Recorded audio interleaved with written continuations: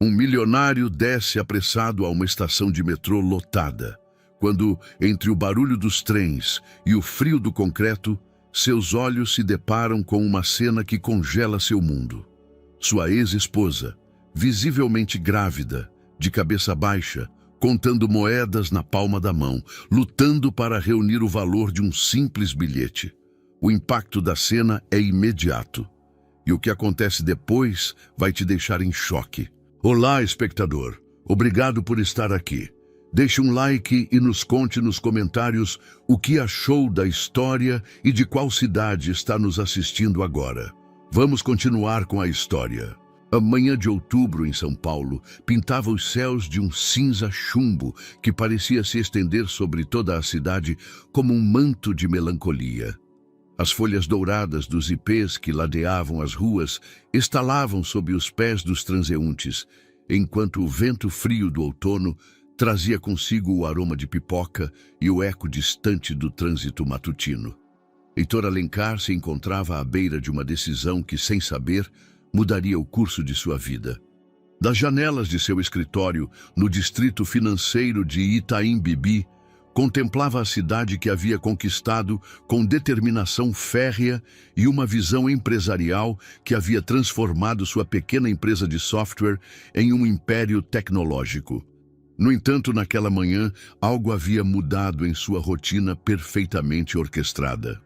Seu motorista habitual, Júlio, havia adoecido repentinamente, e Heitor se confrontava com uma situação que não experimentava havia anos: ter que utilizar o transporte público. A ideia lhe parecia estranha, quase arcaica, mas uma nostalgia inexplicável o impulsionava rumo àquela aventura urbana que havia abandonado em sua ascensão social. Aos 42 anos, Heitor havia construído uma vida de aparente sucesso. Sua empresa, TecVisão Soluções, era reconhecida em toda a América Latina por suas inovações em inteligência artificial aplicada à gestão empresarial. Vivia em um casarão em Alphaville, dirigia um Audi último modelo e frequentava os restaurantes mais exclusivos da capital. No entanto, por trás daquela fachada de prosperidade, escondia-se um vazio que nem o dinheiro nem os reconhecimentos profissionais haviam conseguido preencher. O divórcio de Isadora, 8 anos atrás, havia deixado uma cicatriz profunda em sua alma. Durante 5 anos de casamento, haviam construído juntos não só uma relação, mas também os alicerces do que seria seu império empresarial. Ela, com sua galeria de arte no bairro da Vila Madalena, havia aportado a sensibilidade artística que ele precisava para humanizar seus projetos tecnológicos. Mas tudo havia desmoronado quando Heitor descobriu o que acreditou ser uma traição. Naquela manhã, enquanto descia as escadas da estação de metrô de Consolação, Heitor se sentia como um estranho em sua própria cidade. O barulho, os odores, o contato constante com desconhecidos, tudo lhe parecia alheio depois de anos de isolamento em sua torre de marfim empresarial. A estação se encontrava lotada de gente que se dirigia ao trabalho. Executivos com ternos impecáveis, estudantes com mochilas carregadas de livros, trabalhadores com uniformes diversos, um mosaico humano que representava a diversidade de um São Paulo que Heitor havia esquecido que existia. Seus sapatos italianos de couro ecoavam contra o piso de mármore enquanto se dirigia às máquinas de venda de bilhetes. Foi então que seu mundo parou. Entre a multidão que se aglomerava perto das máquinas, reconheceu uma figura que havia habitado seus pensamentos durante anos, embora jamais o admitiria. Isadora Machado, sua ex-esposa, se encontrava a poucos metros dele, visivelmente grávida, contando moedas com mãos que tremiam levemente enquanto tentava comprar um bilhete de metrô. O tempo pareceu suspender-se. Heitor sentiu como se uma mão invisível lhe apertasse o peito, dificultando-lhe a respiração. E mulher que havia sido sua companheira de vida, sua confidente, seu primeiro e único grande amor, estava ali, transformada pelos anos e pelas circunstâncias de uma maneira que ele jamais teria imaginado.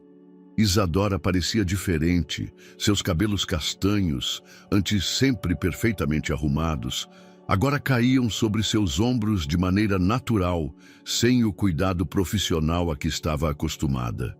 Suas roupas eram simples, mas limpas, um casaco preto que vira dias melhores, calças de gestante cinza e sapatos confortáveis que contrastavam com os saltos elegantes que costumava usar quando dirigia sua galeria. As olheiras profundas que emolduravam seus olhos escuros falavam de noites de insônia e preocupações que Heitor não conseguia imaginar. No entanto, algo em sua postura, na maneira como segurava seu ventre proeminente, irradiava uma dignidade que o tempo não havia conseguido erodir. Heitor observou de longe, paralisado entre o impulso de se aproximar e o instinto de fugir. Havia sonhado com esse momento durante anos, havia imaginado 1000 cenários de reencontro, mas nenhum se parecia com aquilo. Em suas fantasias, ele aparecia triunfante, mostrando-lhe o que havia perdido. Ela, por sua vez, havia imaginado que estaria arrependida, talvez até suplicando seu perdão. Mas a realidade era mais complexa e dolorosa. Isadora não parecia derrotada, mas resiliente. Não havia súplica em seus gestos, mas uma determinação silenciosa, que Heitor reconhecia e admirava, embora não quisesse admitir.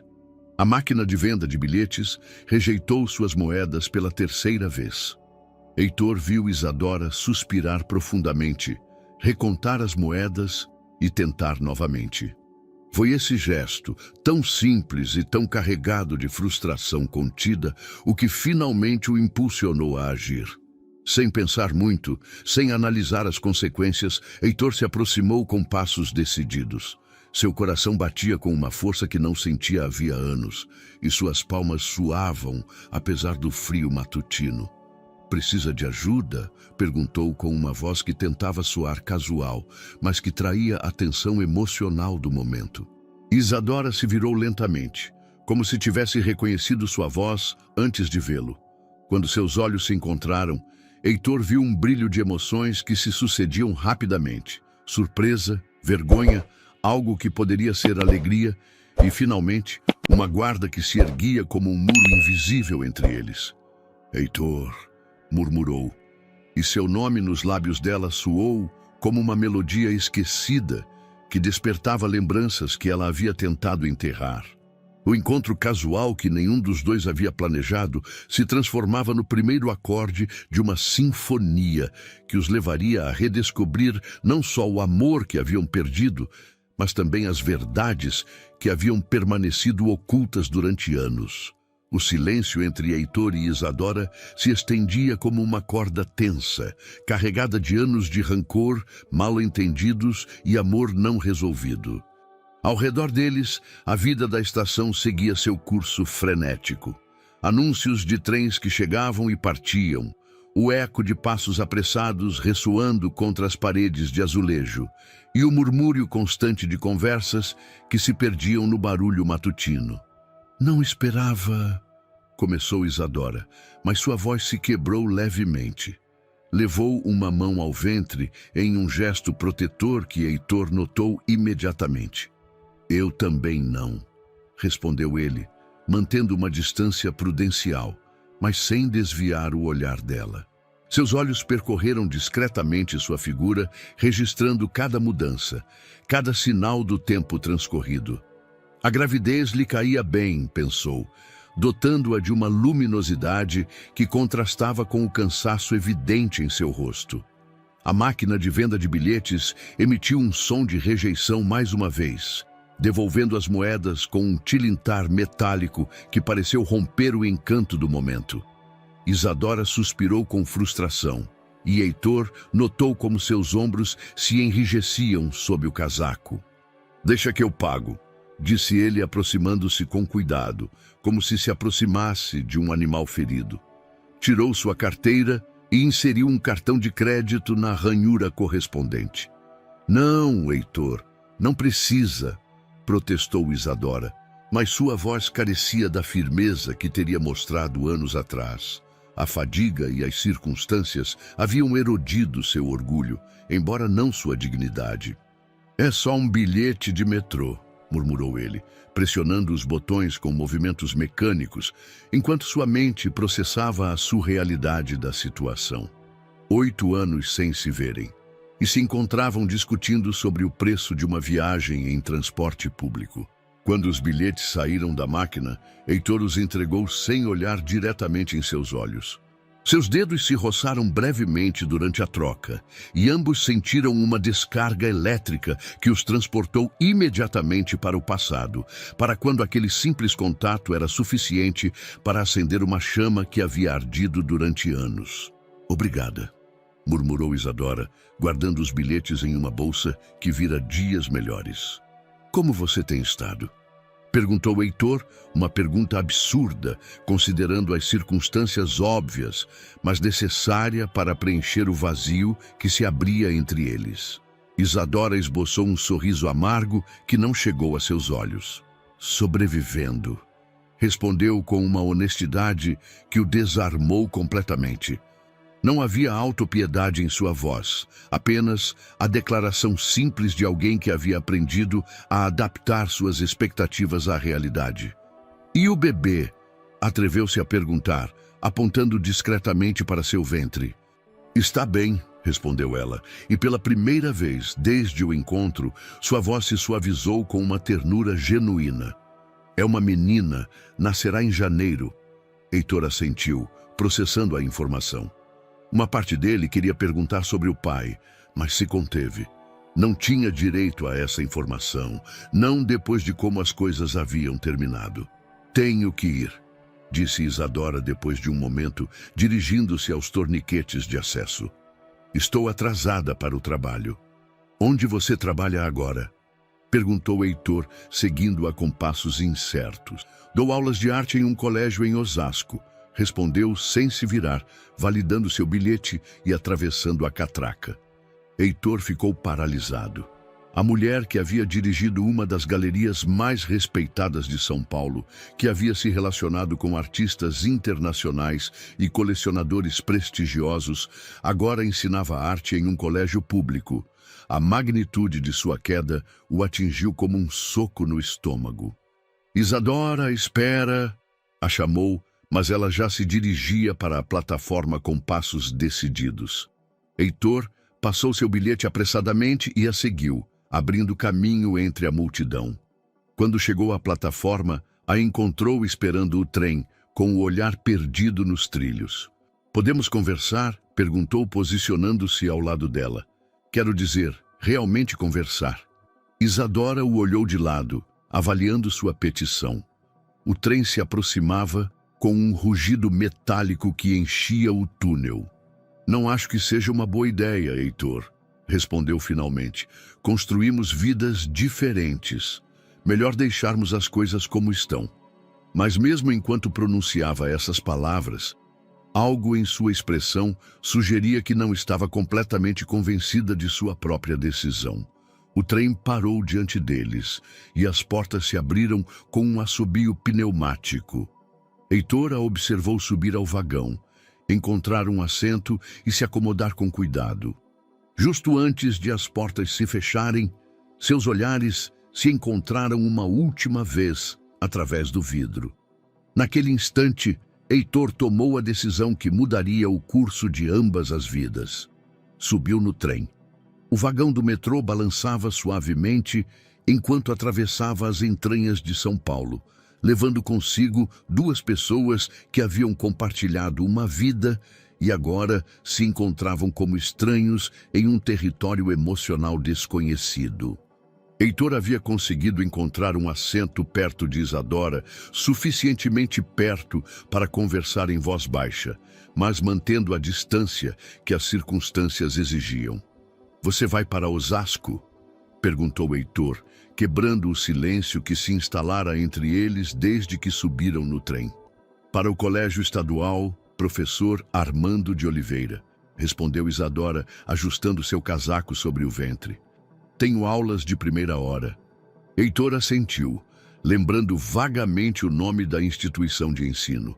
Havia ouvido falar dela na mídia, geralmente no contexto de projetos de integração social ou iniciativas culturais para jovens em risco de exclusão. Era um mundo completamente diferente do seu, onde os problemas eram medidos em termos humanos e não em cifras de lucros. "Você gosta?" perguntou genuinamente curioso. Pela primeira vez desde o reencontro, Isadora sorriu com autenticidade. "Sim, gosto muito. Os alunos são incríveis. Têm uma criatividade brutal quando você lhes dá a oportunidade de se expressarem." Heitor observou como seu rosto se iluminava ao falar de seu trabalho. Era a mesma paixão que havia mostrado anos atrás, quando falava dos artistas emergentes que expunha em sua galeria. Mas agora tinha uma dimensão diferente, mais humana e próxima. "E sua galeria?" perguntou Isadora, devolvendo a conversa para ele.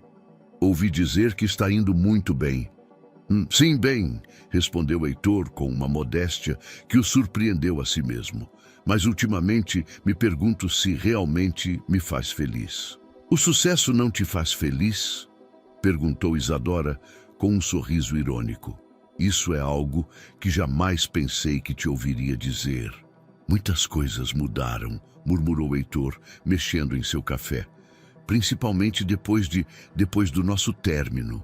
Isadora o olhou fixamente, tentando decifrar se havia sinceridade em suas palavras ou se era outra de suas estratégias para conseguir o que queria.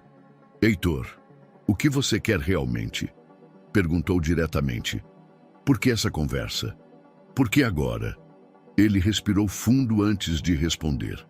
"Porque durante esses 8 anos, não passou um único dia sem que eu me perguntasse se cometi o maior erro da minha vida ao te deixar ir sem te ouvir." A confissão caiu entre eles como uma pedra em um lago, criando ondas de emoção que nenhum dos dois havia antecipado. As palavras de Heitor ficaram suspensas no ar da pequena cafeteria como uma confissão que havia demorado 8 anos para ser pronunciada. Isadora sentiu seu coração acelerar, mas não sabia se era pela emoção, pela raiva ou simplesmente pelo peso da gravidez que afetava todo o seu sistema circulatório. "O maior erro da sua vida?" repetiu com uma voz que tremia levemente. "Heitor, você foi quem pediu o divórcio. Você foi quem se recusou a ouvir explicações." "Eu sei", respondeu ele, baixando o olhar para sua xícara de café. "E vivi com essa decisão todos os dias desde então." Isadora tomou um gole de chá, precisando de tempo para processar o que estava ouvindo.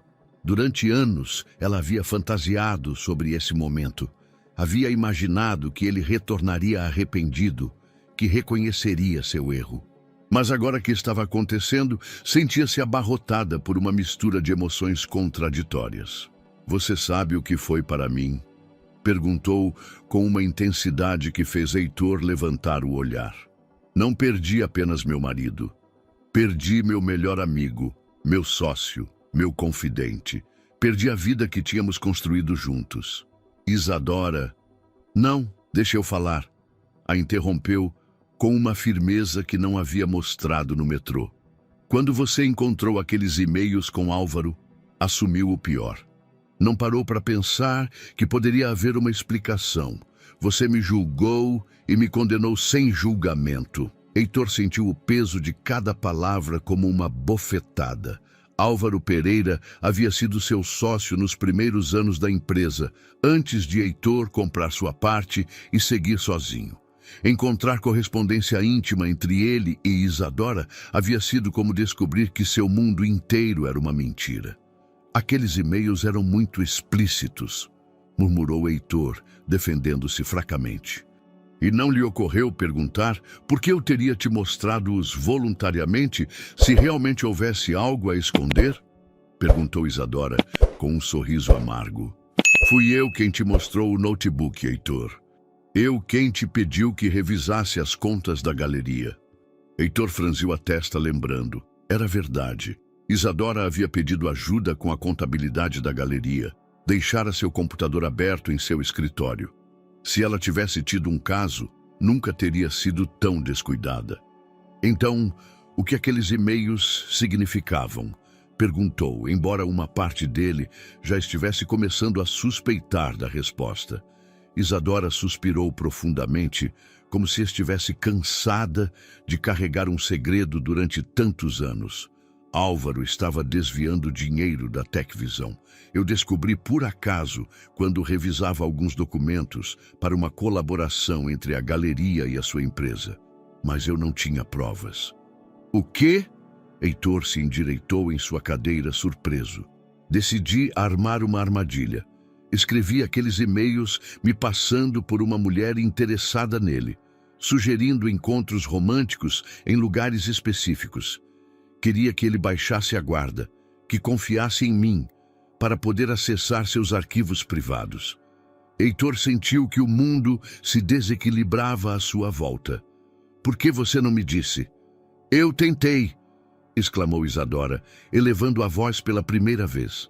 Vários clientes da cafeteria se viraram para eles, e ela abaixou o tom imediatamente. Mas quando você encontrou os e-mails, você ficou louco. Você me acusou de te trair, de te enganar. Não me deixou explicar nada. Heitor passou as mãos pelo cabelo, abrumado pela revelação. Eu não sabia. Claro que você não sabia. Porque você não quis ouvir, respondeu Isadora com lágrimas surgindo em seus olhos. Sabe o que é mais irônico? Que 2 semanas depois do nosso divórcio, eu consegui as provas que precisava. Álvaro vinha roubando por meses. Heitor lembrava vagamente que Álvaro havia deixado a empresa pouco depois da separação, alegando diferenças irreconciliáveis com a direção da companhia.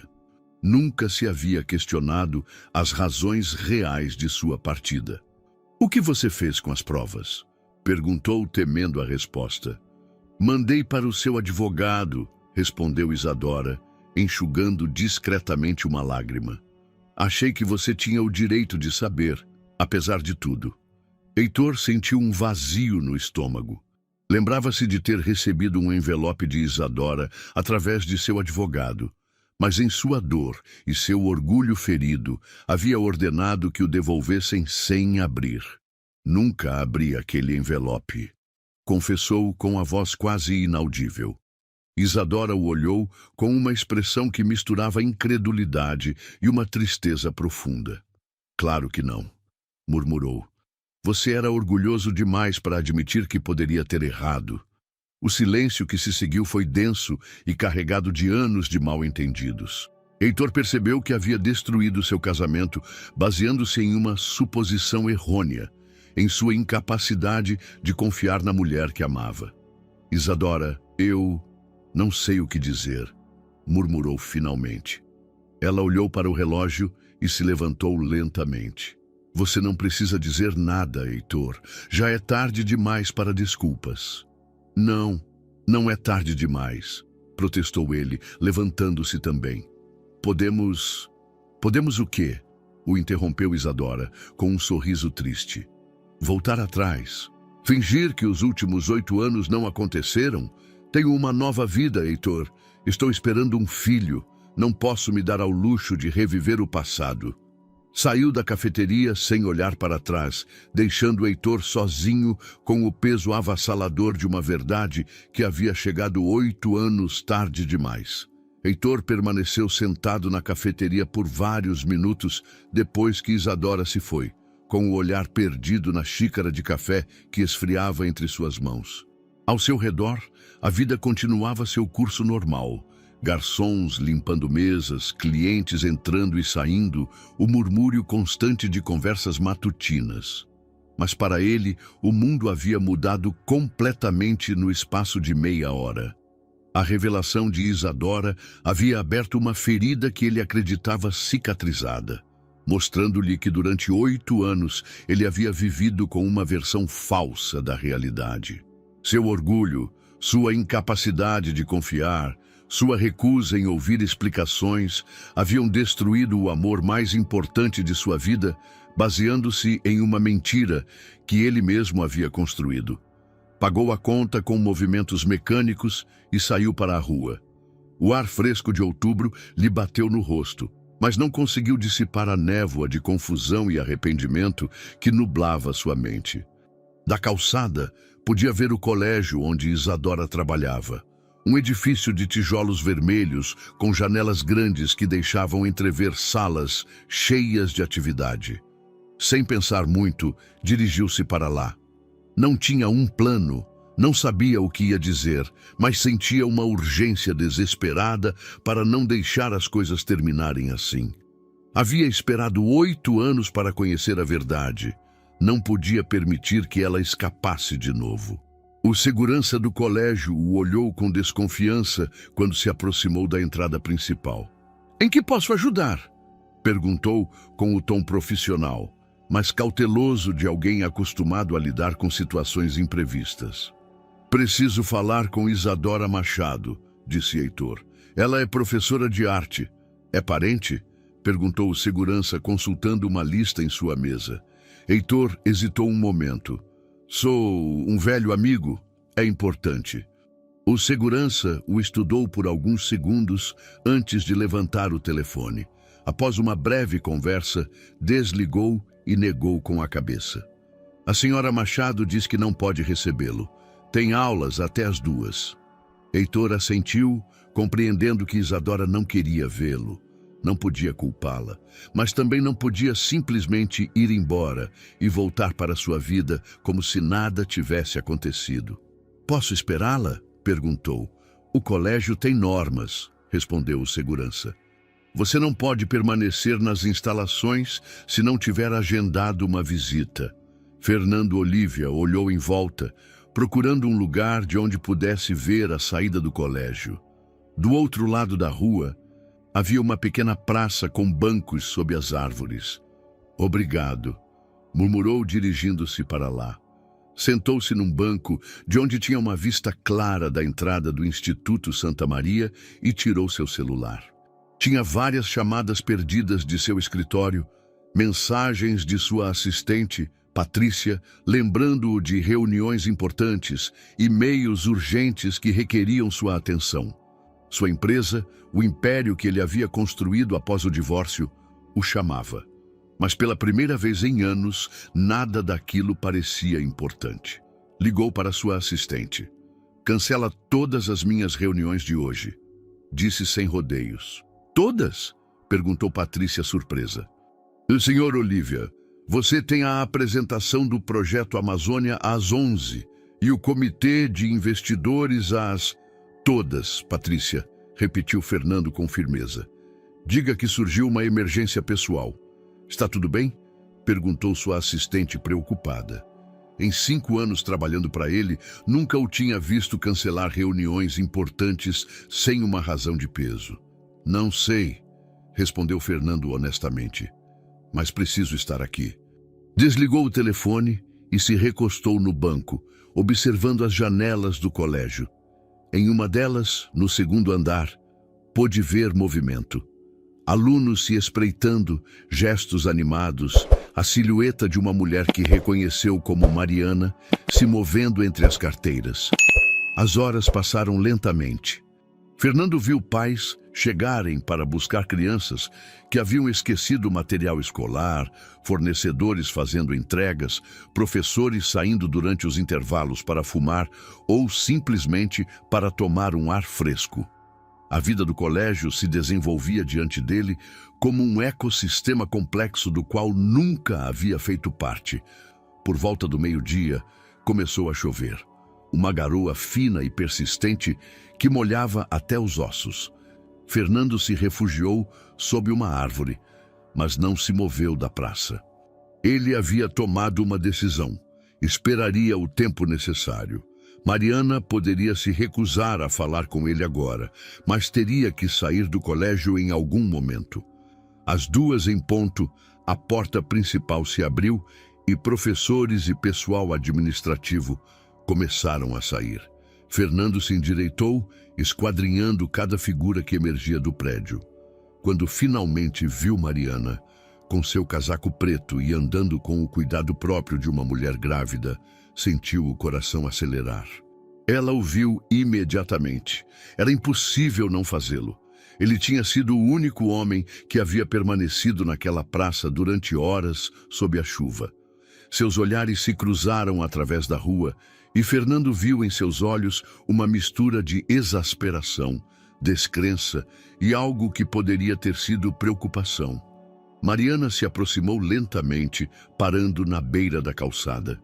"Você ficou aqui a manhã toda?" perguntou, elevando a voz para ser ouvida por cima do barulho do trânsito. "Sim", respondeu Fernando, atravessando a rua em direção a ela. "Precisamos conversar."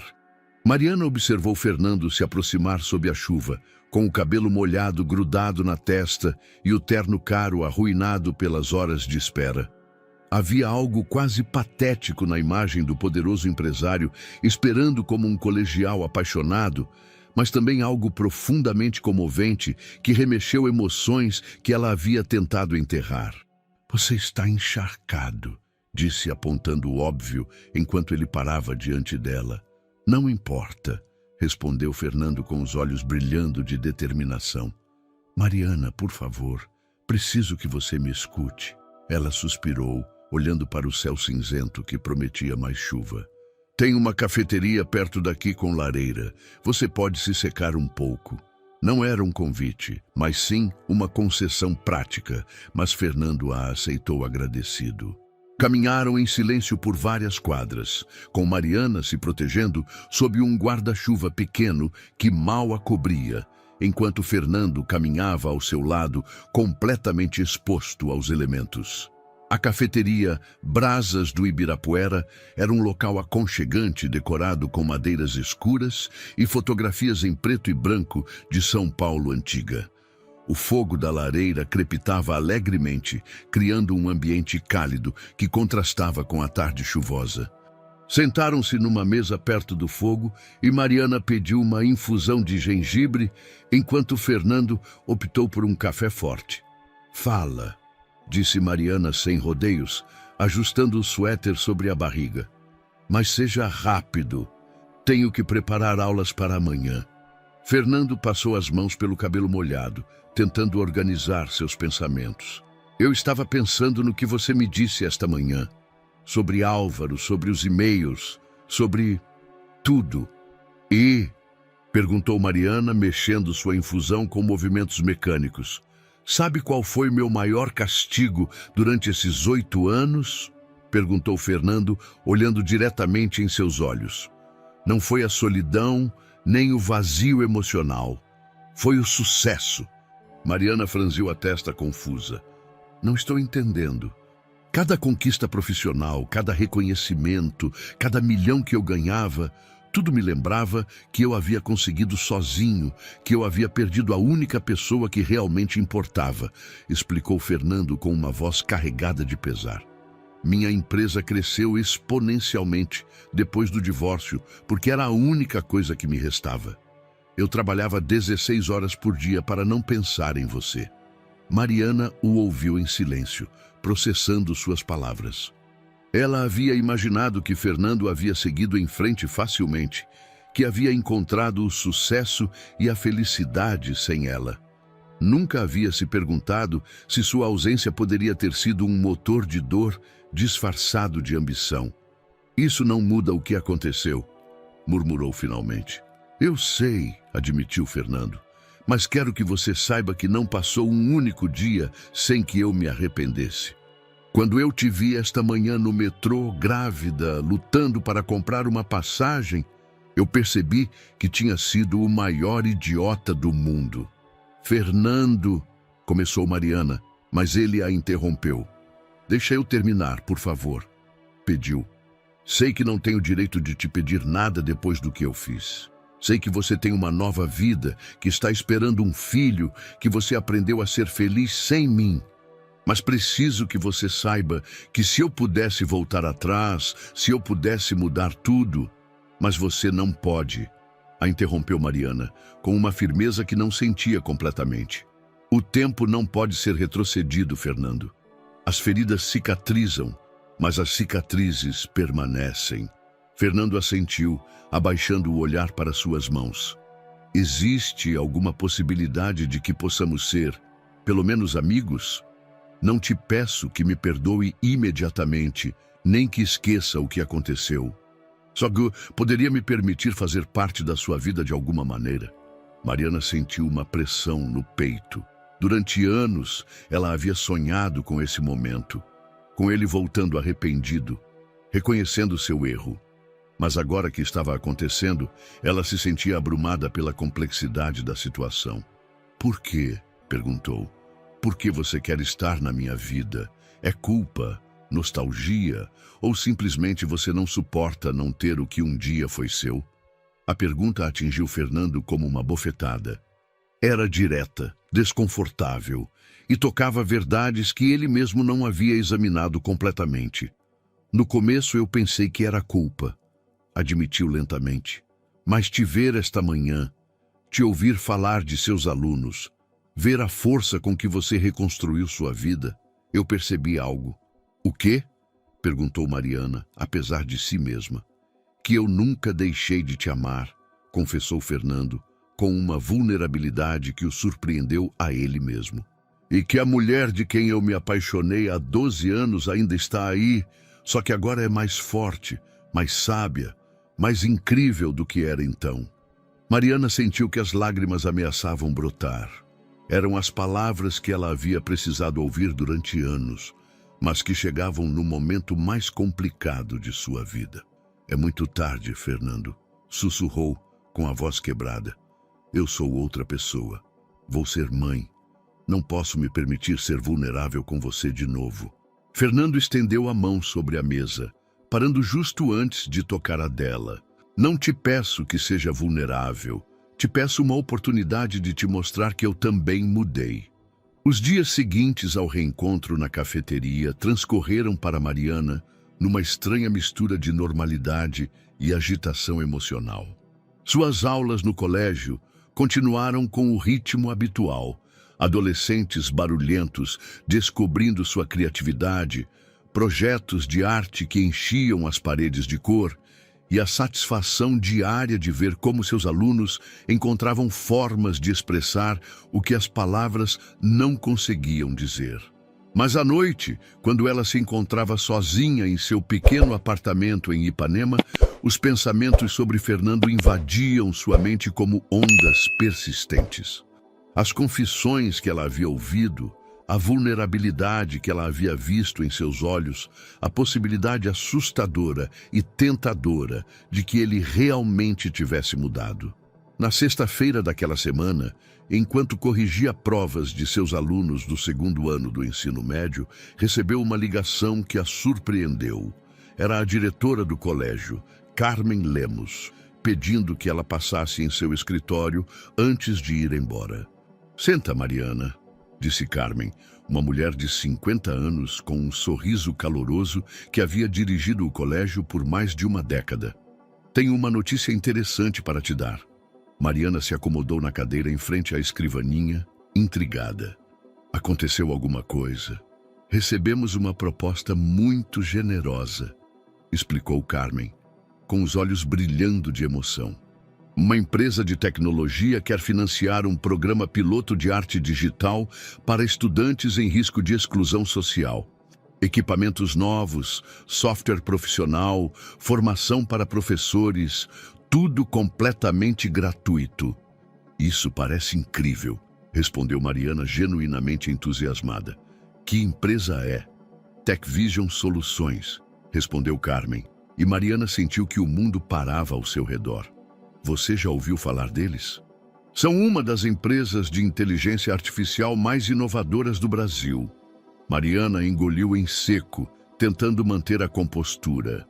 Sim, já ouvi falar deles. O representante que nos visitou ontem foi muito específico sobre o perfil do projeto, continuou Carmen, consultando alguns papéis em sua escrivaninha.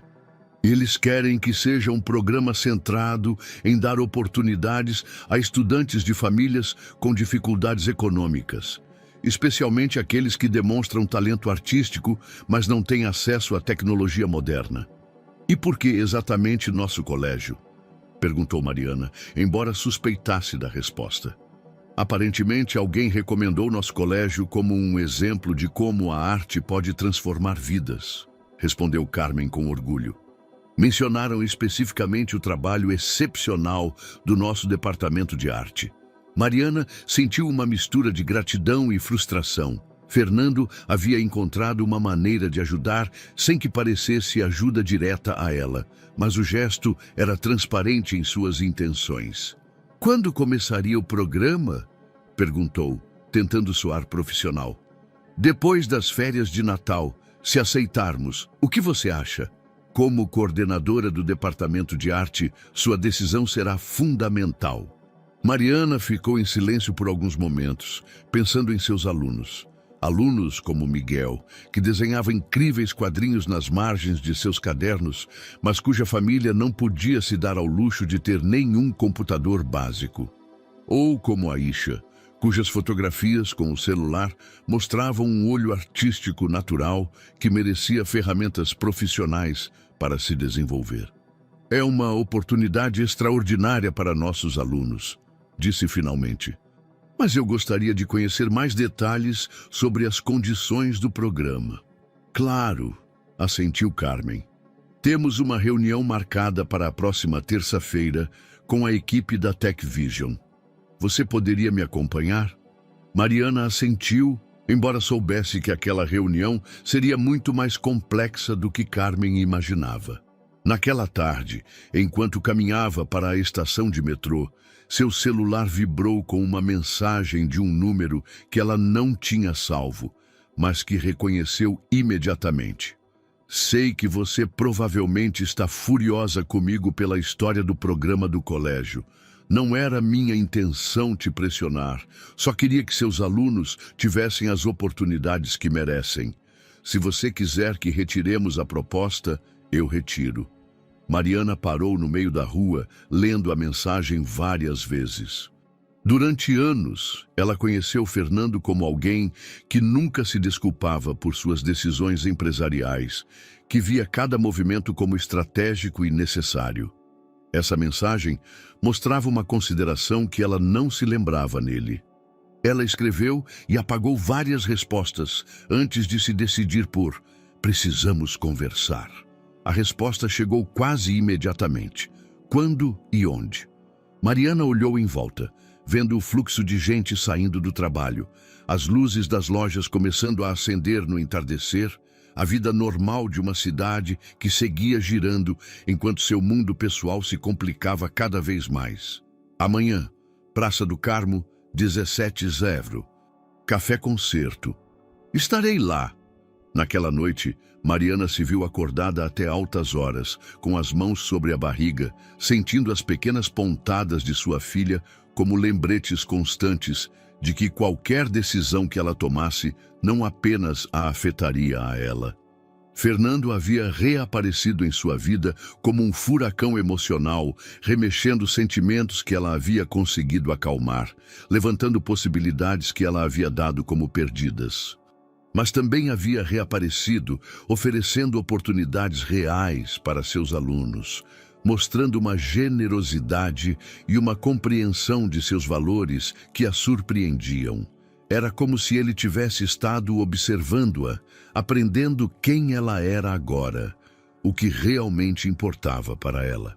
A pergunta que a mantinha acordada não era se Fernando havia mudado, mas sim se ela estava preparada para descobrir.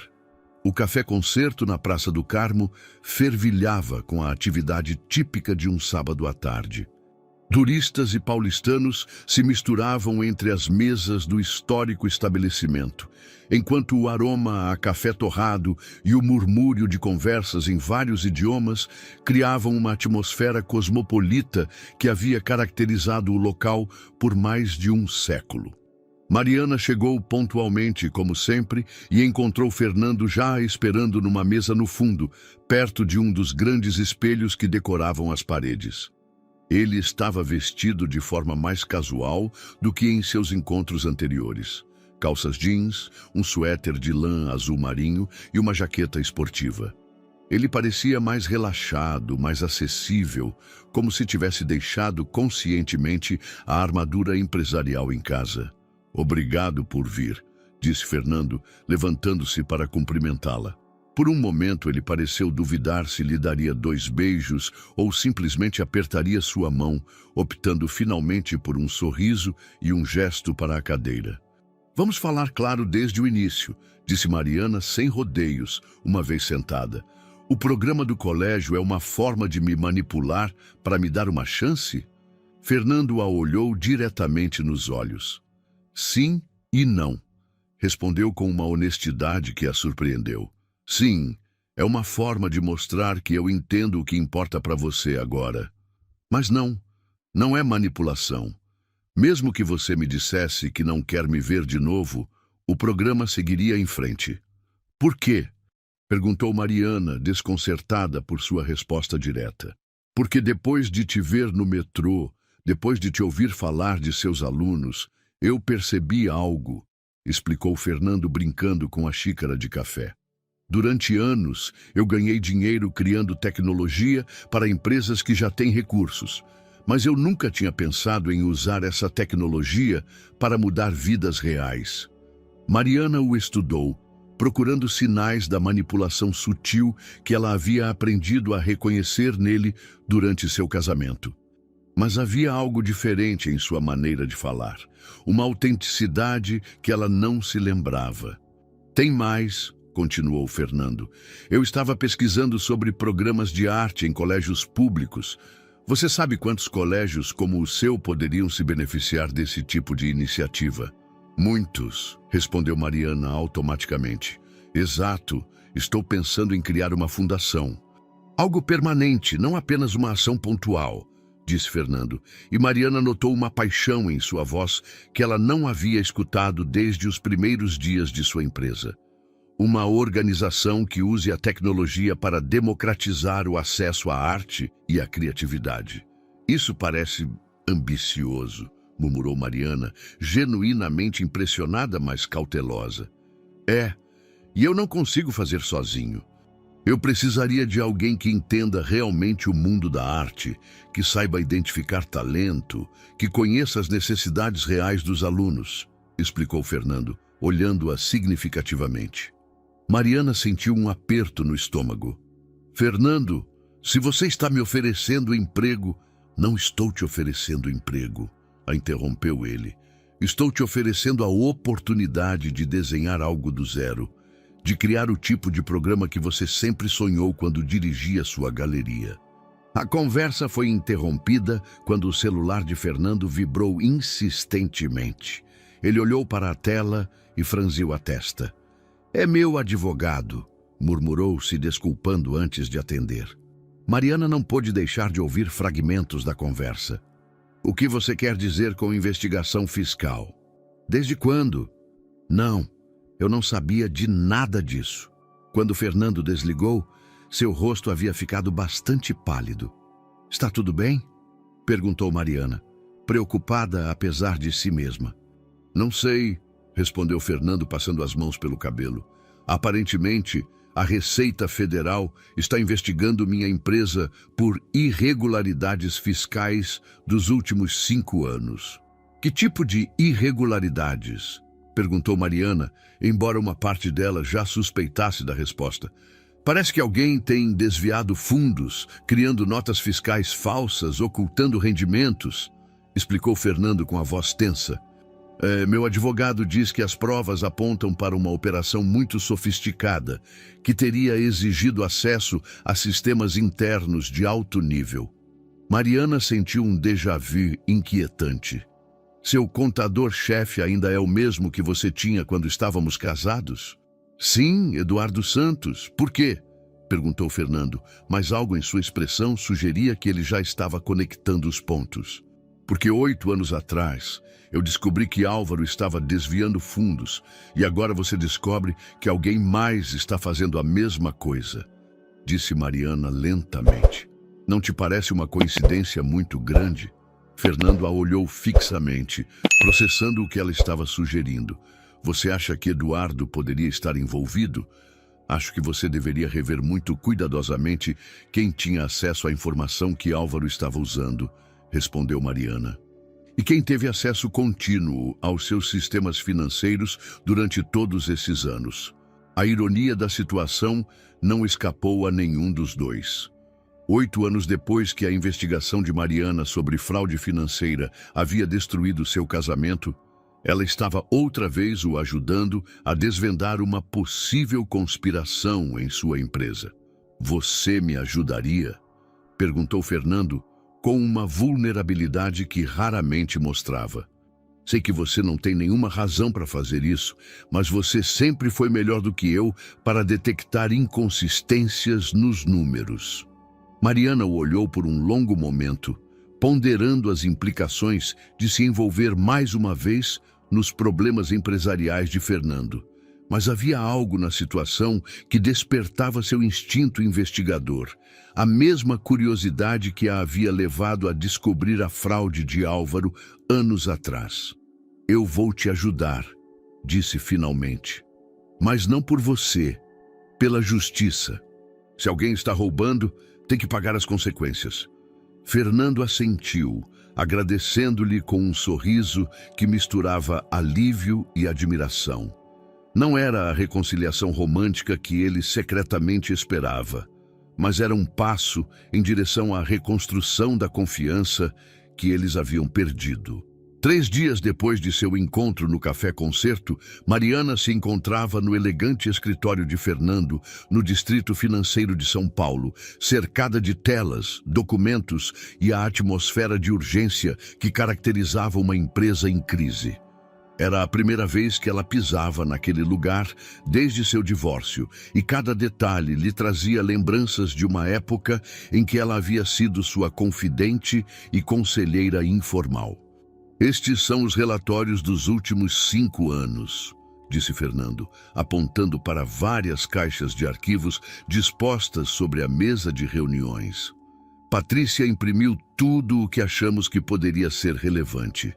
Mariana se acomodou numa cadeira, sentindo o peso da gravidez mais pronunciado depois de várias horas revisando documentos. Seu 6º mês de gestação estava cada vez mais evidente, e Fernando havia insistido em que ela tivesse uma mesa mais baixa e uma cadeira ergonômica para trabalhar confortavelmente. Você conversou com Eduardo sobre a investigação? Perguntou Mariana, enquanto abria o primeiro arquivo. Eu tentei, mas ele está de férias nas Maldivas, respondeu Fernando com uma careta de frustração. Viagem que, aliás, não bate exatamente com seu salário oficial. Patrícia, a assistente de Fernando, entrou com uma bandeja de chá e infusões. Era uma mulher de meia idade, com uma eficiência que beirava o militar, mas que havia mostrado uma calidez inesperada para Mariana desde que ela havia começado a colaborar. Senhor Olívia, disse Patrícia com expressão preocupada, acabou de chegar um auditor da Receita. Ele diz que precisa de acesso imediato aos servidores principais. Fernando e Mariana trocaram olhares. Com que autorização? Perguntou Fernando, levantando-se. Eles têm uma ordem judicial, respondeu Patrícia, entregando-lhe um documento oficial. Também solicitaram que você esteja presente durante o processo. Mariana se levantou com esforço. Você precisa que eu vá embora? Perguntou, embora uma parte dela quisesse ficar para ver como os acontecimentos se desenrolavam. Não, fica se puder, respondeu Fernando, revisando rapidamente a ordem judicial. Se eles encontrarem algo, quero que alguém em quem confio esteja presente. A palavra confio pairou entre eles carregada de significado. Apesar de tudo o que havia acontecido, Fernando ainda a considerava alguém de confiança, algo que Mariana achava tão reconfortante quanto desconcertante. O auditor da Receita Federal, um homem meticuloso de uns 50 anos, chamado Joaquim Pereira, se apresentou com a precisão de alguém acostumado a encontrar irregularidades onde outros apenas viam números. Durante as 2 horas seguintes, Fernando teve que fornecer acesso a sistemas, explicar estruturas organizacionais e responder a perguntas cada vez mais específicas sobre movimentos financeiros. Mariana observava de seu posto na mesa de reuniões, notando padrões nas perguntas do auditor que lhe pareciam familiares. Eram as mesmas inconsistências que ela havia detectado no caso de Álvaro. Transferências pequenas, mas frequentes, notas fiscais de fornecedores que não apareciam nos bancos de dados oficiais, discrepâncias mínimas que individualmente pareciam erros administrativos, mas que coletivamente sugeriam um padrão deliberado. "Senhor Olívia", disse o auditor Pereira, fechando seu laptop depois da revisão, "vamos precisar que você permaneça disponível para futuras consultas. A investigação está em fase inicial, mas as irregularidades que encontramos exigem uma análise mais profunda." Quando o auditor foi embora, Fernando se deixou cair na cadeira com o esgotamento de quem acabara de enfrentar uma tempestade. "O que você achou?" perguntou, dirigindo-se a Mariana. "Que as perguntas que ele fez coincidem exatamente com as anomalias que eu tenho visto nesses documentos", respondeu ela, apontando para as pastas abertas sobre a mesa. "Alguém muito inteligente tem roubado sistematicamente por anos." "Alguém com acesso de alto nível?" perguntou Fernando. "Alguém com acesso total", confirmou Mariana. "Alguém que conhece os sistemas, que entende os processos, que sabe exatamente como mover dinheiro sem levantar suspeitas imediatas." Fernando massageou as têmporas. "Eduardo está comigo desde antes de começarmos a TechVision. Era contador júnior quando trabalhava numa multinacional. Eu o contratei porque ele era brilhante com números e... "E o quê?" perguntou Mariana, notando a dúvida em sua voz. "E porque ele me deu conselhos muito valiosos sobre estruturas fiscais quando a empresa começou a crescer", terminou Fernando. "Conselhos que me pouparam muito dinheiro em impostos.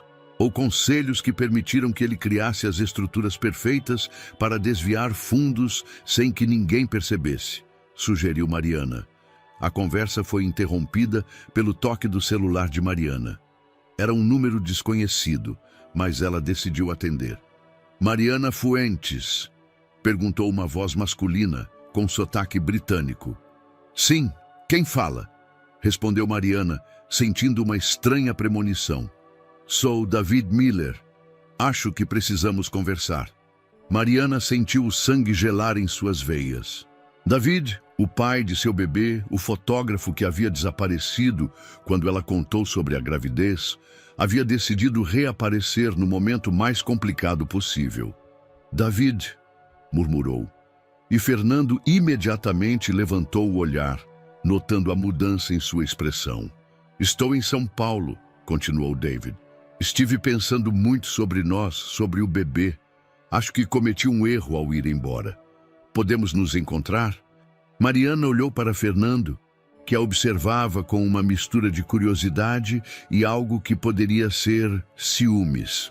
Sua vida, que já era suficientemente complicada com o reaparecimento de seu ex-marido e os problemas legais da empresa, acabara de ficar exponencialmente mais complexa.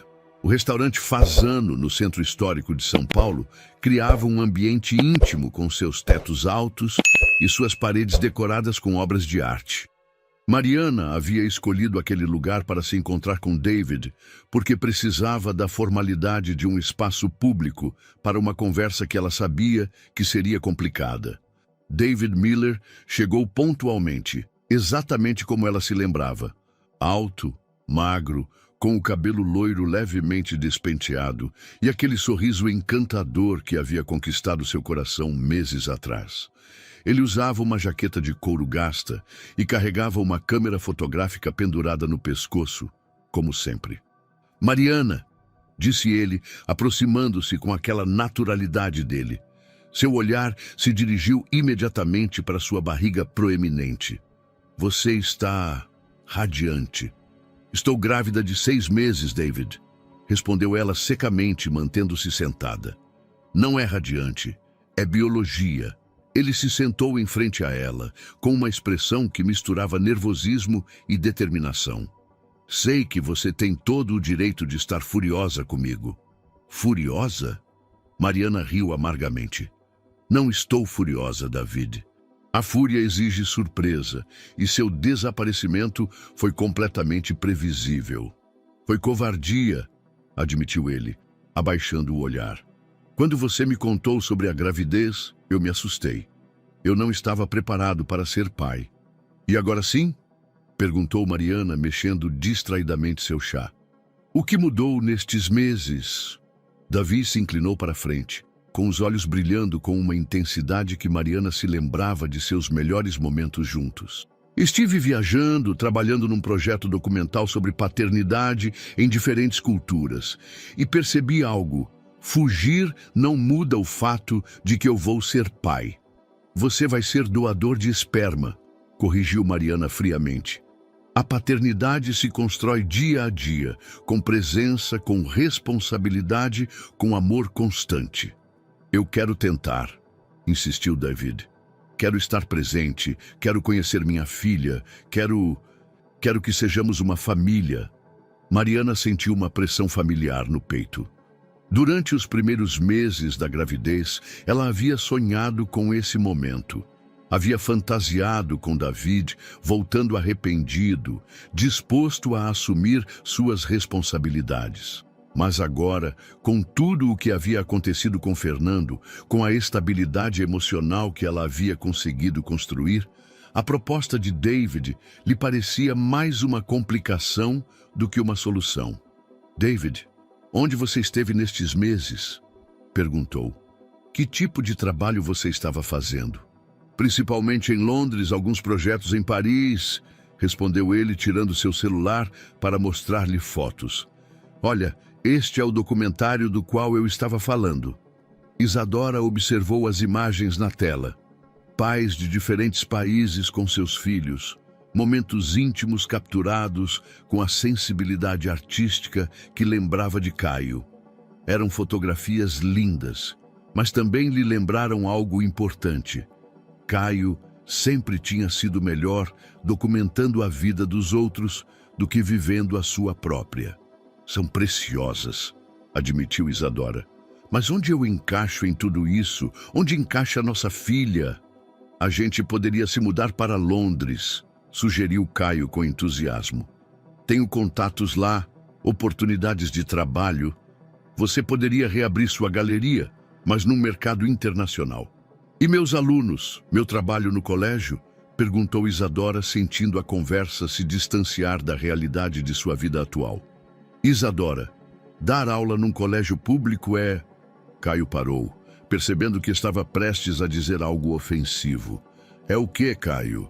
Perguntou ela com uma calma perigosa na voz. É temporário, terminou ele desajeitadamente. Quero dizer, você tem tanto talento, tanto a oferecer ao mundo da arte. Trabalhar com adolescentes é nobre, mas não é suficientemente glamuroso para o seu estilo de vida. Completou Isadora, sentindo a velha frustração com a superficialidade de Caio ressurgir. Não é isso, protestou ele. Só acho que você merece algo melhor. Eu defino o que mereço, Caio, respondeu Isadora, se endireitando lentamente. E o que mereço é alguém que entenda que meu trabalho com esses adolescentes não é uma parada temporária na minha carreira, mas algo que me preenche de propósito.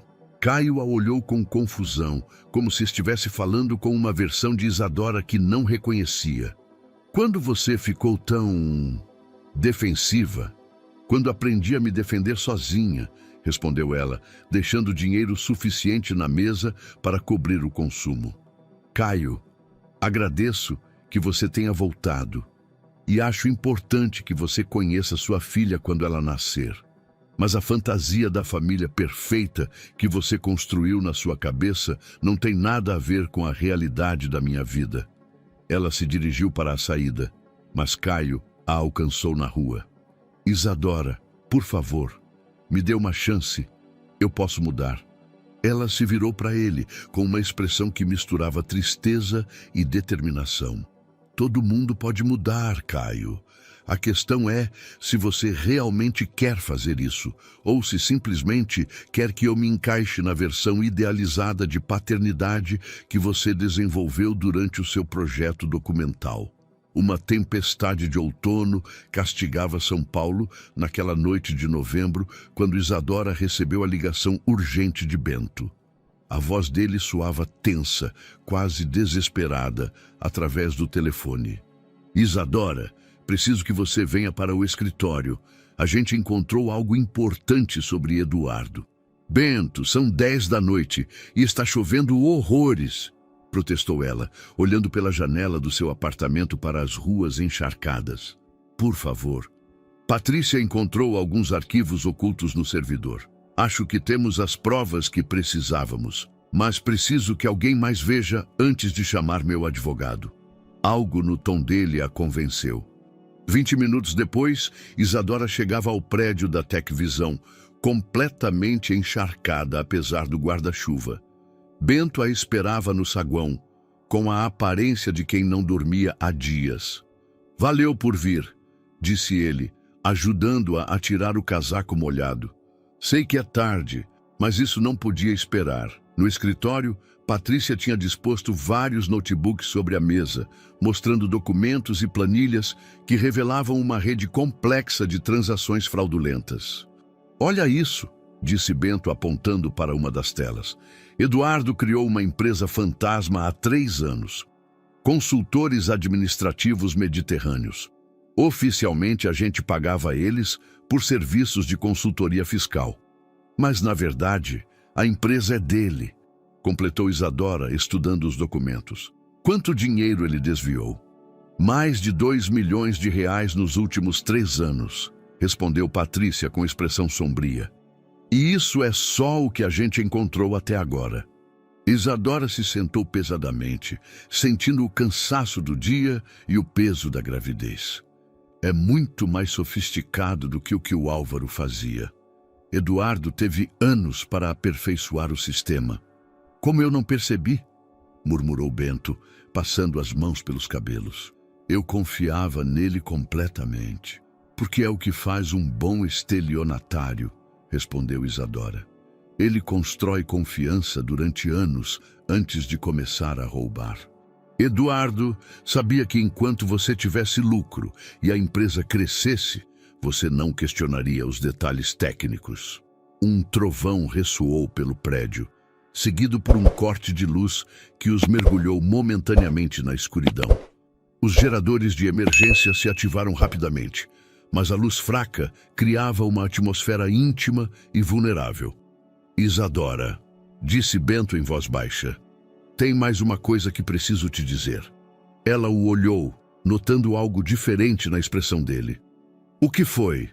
Hoje à tarde, antes da Patrícia encontrar esses arquivos, eu recebi uma ligação do hospital. Eles precisam fazer uns exames no meu coração. Aparentemente, os níveis de estresse das últimas semanas acionaram alguns alarmes. Isadora sentiu um frio na barriga. Que tipo de exame? Nada de drama. Se apressou a tranquilizá-la Bento. Mas o médico disse que eu estava ignorando sintomas que poderiam indicar problemas cardíacos, fadiga extrema, dores no peito, tonturas. Bento, por que você não me disse nada? Perguntou Isadora, sem conseguir esconder a preocupação na voz. Porque eu tinha medo de que fosse outra desculpa para você se afastar, admitiu ele. Você tem me ajudado com a empresa. E eu não queria que você pensasse que eu estava usando problemas de saúde para te manipular emocionalmente. Isadora se aproximou dele, impulsionada por um instinto de cuidado que não sentia há anos. Bento, isso é ridículo.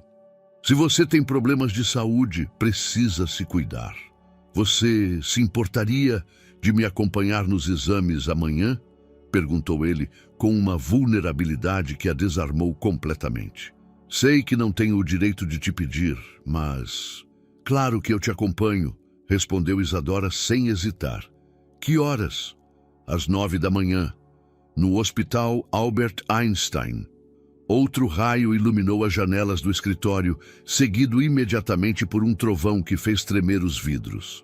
Naquele momento, como se fosse uma metáfora da tempestade emocional que os envolvia, Isadora sentiu uma contração intensa que a fez se curvar de dor. Isadora? Bento se aproximou imediatamente alarmado. Acho que são contrações de Braxton Hicks, murmurou ela, respirando fundo. É normal a partir do 6º mês, mas... Outra contração, mais intensa que a anterior, a obrigou a se agarrar à beirada da mesa. Bento a segurou com cuidado, e naquele momento, cercados pela tempestade e pelas revelações da noite, ambos perceberam que não eram simplesmente dois ex-cônjuges resolvendo problemas do passado. Eles tinham se tornado algo mais complexo. Duas pessoas que se cuidavam mutuamente num mundo que se tornara imprevisível. O Hospital Albert Einstein fervilhava com a atividade matutina quando Bento e Isadora chegaram para os exames cardíacos.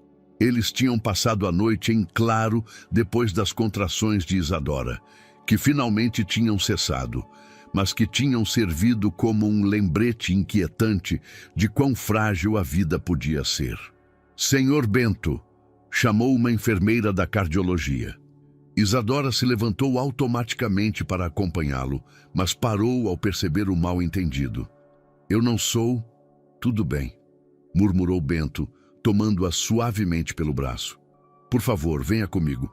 O doutor Ricardo, um cardiologista de meia-idade com uma expressão séria, revisou os resultados dos exames enquanto Bento e Isadora esperavam num silêncio tenso. Senhor Bento, disse finalmente, o senhor tem uma arritmia cardíaca que requer tratamento imediato. Os níveis de estresse agravaram uma condição pré-existente que provavelmente o senhor vinha ignorando há anos.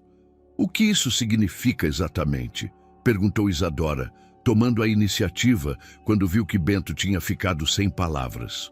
Significa que o senhor precisa de cirurgia para implantar um marca-passo, explicou o doutor. É um procedimento rotineiro, mas não pode ser adiado. O seu coração está funcionando de maneira irregular e, sem tratamento, poderia sofrer uma parada cardíaca. Bento ficou olhando para o médico como se ele tivesse falado num idioma estrangeiro. Quando? Quando seria a cirurgia? Essa semana, respondeu o doutor Ricardo sem rodeios. Preferiria que fosse amanhã, mas entendo que o senhor precise de tempo para organizar seus assuntos. Eles saíram do hospital em silêncio, cada um processando as implicações do que tinham acabado de ouvir. Bento, que sempre tinha controlado cada aspecto da sua vida, se confrontava com algo que não podia manejar com dinheiro ou estratégia empresarial. Você está com medo? Perguntou Isadora quando chegaram ao carro. Aterrorizado, admitiu Bento, com uma honestidade que a surpreendeu. Não da cirurgia, mas do que poderia acontecer se algo der errado. O que você quer dizer? Bento se virou para ela, com os olhos brilhando com uma intensidade que ela não via desde os primeiros dias do relacionamento deles. Quero dizer que eu desperdicei 8 anos sendo orgulhoso e idiota.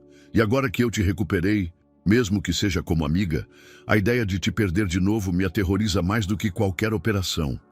Isadora sentiu um nó na garganta. Bento, tem mais uma coisa que você precisa saber, a interrompeu ele.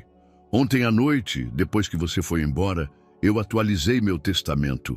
Se algo acontecer comigo durante a operação, quero que você saiba que eu deixei instruções para que a fundação de arte que a gente planejava se torne realidade.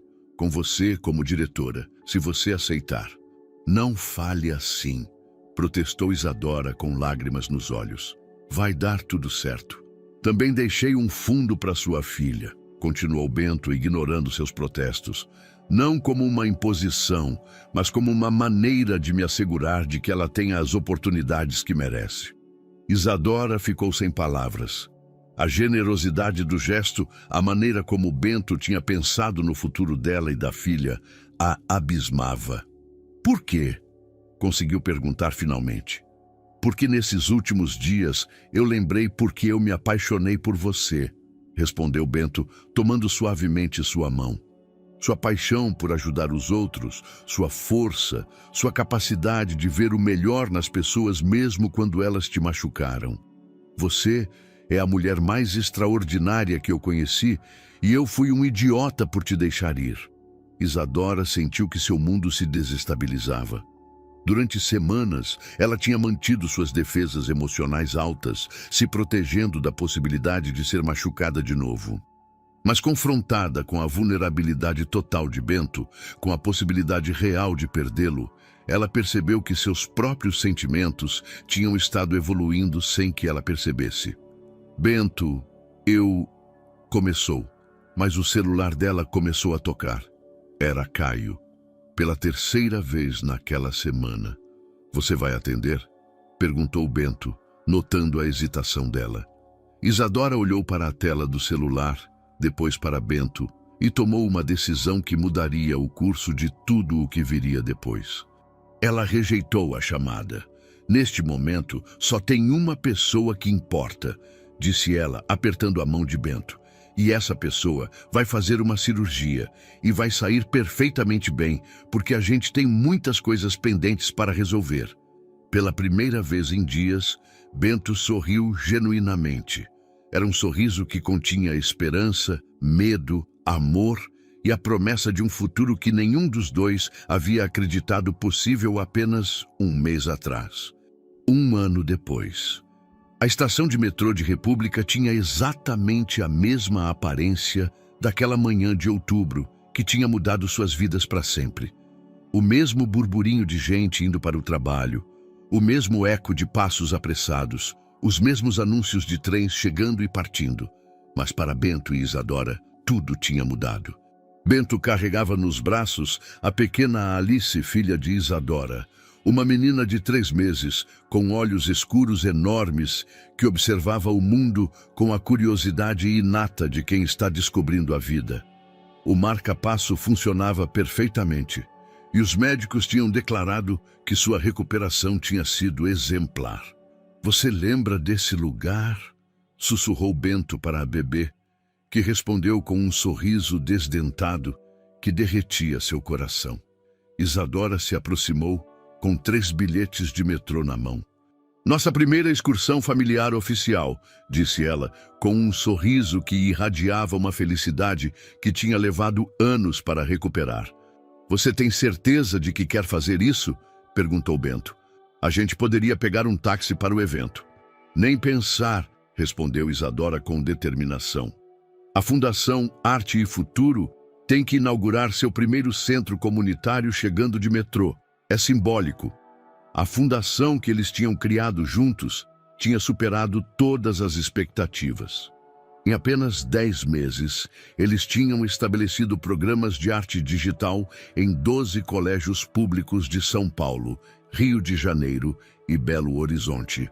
O centro que inauguravam hoje em Heliópolis era o primeiro de uma rede que planejavam expandir por todo o Brasil. Eduardo Martins tinha sido condenado a 5 anos de prisão e ao pagamento de uma indenização completa. As provas que Isadora tinha ajudado a compilar tinham sido decisivas no julgamento. Com esses fundos recuperados, Bento tinha financiado completamente a fundação, cumprindo uma promessa que tinha feito a si mesmo durante os dias anteriores à sua cirurgia. Miguel vai estar lá hoje, disse Isadora, referindo-se ao seu antigo aluno, que agora estudava design gráfico com uma bolsa completa financiada pela fundação. Ele quer mostrar para Alice os quadrinhos digitais que está criando. E a Aisha? Perguntou Bento, lembrando-se da jovem fotógrafa, cujo talento tinha impressionado vários profissionais do setor. Ela tem uma exposição individual mês que vem numa galeria do centro, respondeu Isadora com orgulho. As fotografias dela sobre a vida nos bairros periféricos fizeram sucesso.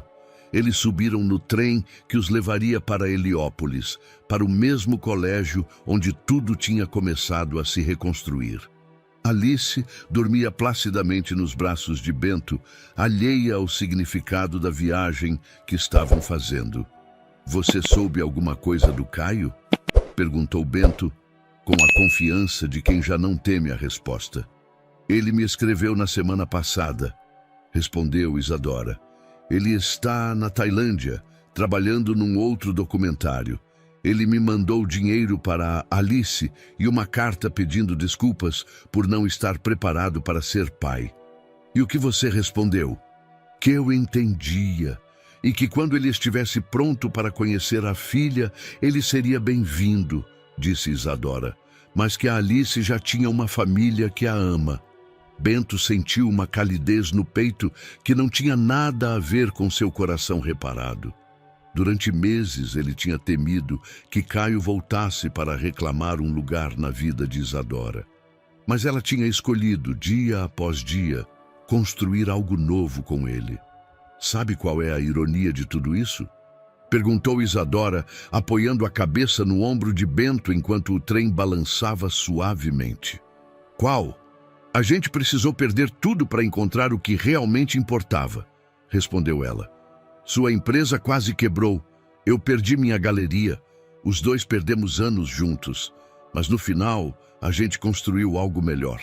Bento a beijou suavemente na testa. "Sabe o que eu vou contar para Alice quando ela crescer sobre o dia em que a conheci?" "O quê?"